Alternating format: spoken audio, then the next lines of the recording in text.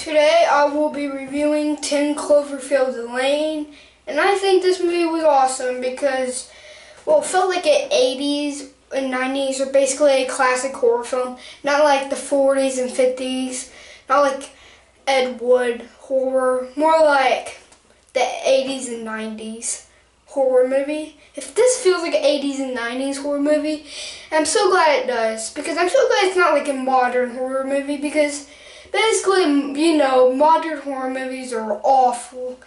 I mean, they're just some dumb teen screaming movie.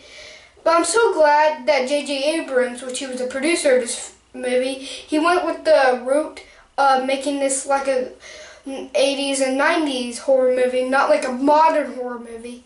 And actually, this movie was very fun. And yeah, it was very good with the horror also, but it is actually a very fun horror movie. Just like the movie Christine. About like, it's like an 80s movie. It's about like this car is killing people. And yeah, and like since that movie was fun, this movie is basically as fun as that. And this is a fun horror movie. And if you like classic horror movies, you need to see this movie. Like if you like 80s and 90s horror movies, you need to see this movie.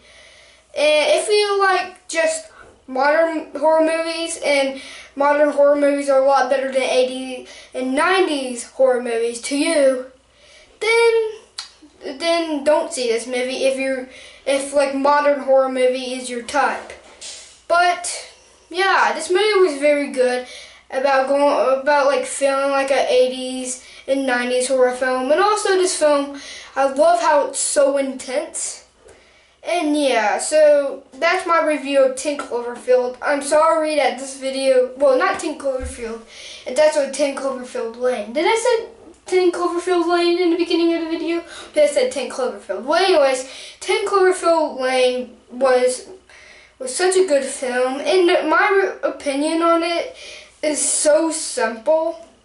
So that's the reason why this review is short, and sorry for the lack of videos lately.